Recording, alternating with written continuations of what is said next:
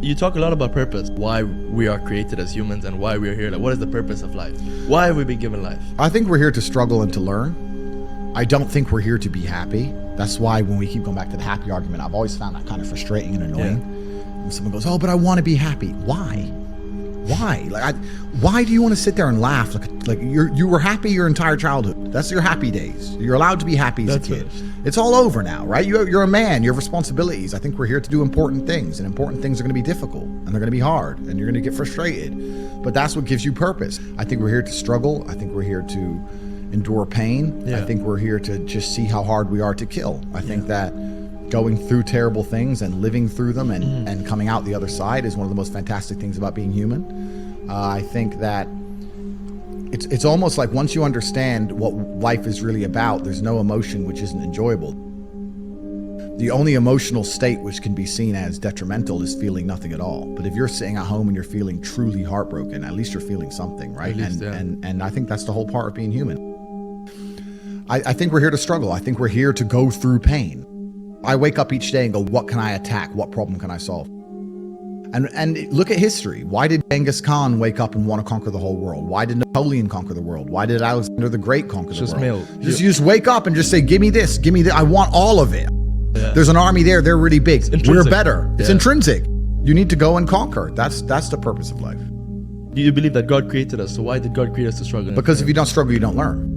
God created us to learn and understand ourselves and understand other people and understand the world. And what did I say earlier? I said that you don't learn a lesson without pain. So you have to struggle to learn anything.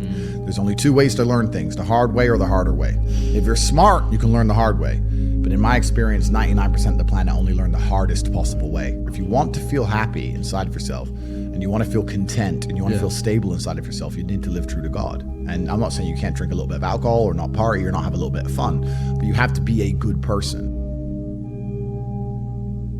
I don't believe in the societal paradigms in which they have tried to construct this idea of happiness. I don't believe or subscribe to the way that happy and sad is currently understood by the masses of the population. I think if you are anything less than absolutely distraught, you are happy. You're a version of happy. It's like saying gray is a version of black, right? No matter how light the gray is, you can still call it a version of black. And unless you've gone through an event, which hopefully doesn't happen too often, like the passing of a family member or something that's truly destructive and detrimental to your mindset, besides these events, which hopefully only happen a few times in your life, you should be happy. If you're not crying or paralyzed in silence due to the absolute magnitude of a detrimental circumstance or the absolute magnitude of a negative event, then you are a version of happy. So I am always happy is the short answer. I don't believe in not being happy. I don't believe in not saying to myself I'm happy. I'm always a version of happy. And this idea of chasing happiness and always being concerned and preoccupied with how happy you are is actually the biggest mistake that a lot of people make, I think, in the world today. Especially men who wake up and go, oh, I don't really feel happy, so I need to get happier. And that's how they end up down a hedonistic path of drugs or alcohol or gambling, chasing pleasure. I don't care how I feel.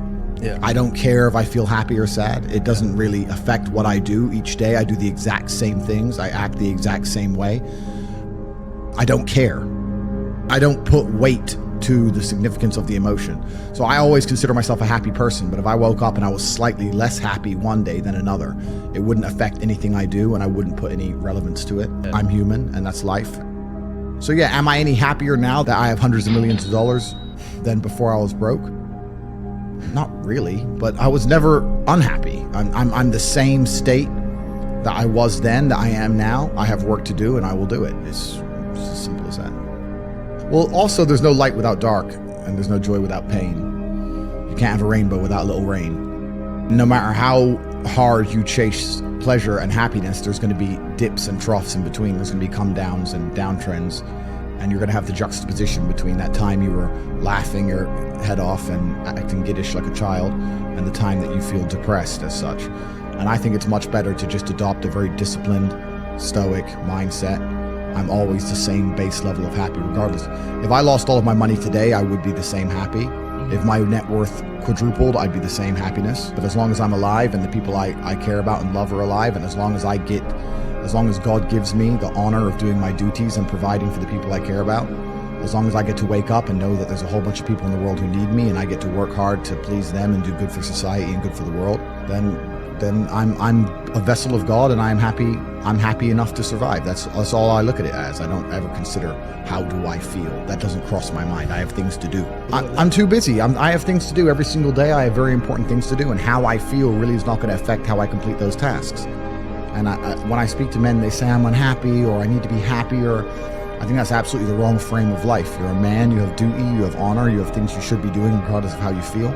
And the people who are perma-obsessed with happiness or sadness, I just think it's the wrong paradigm to view the lens of life. I think you should get up and do what needs to be done.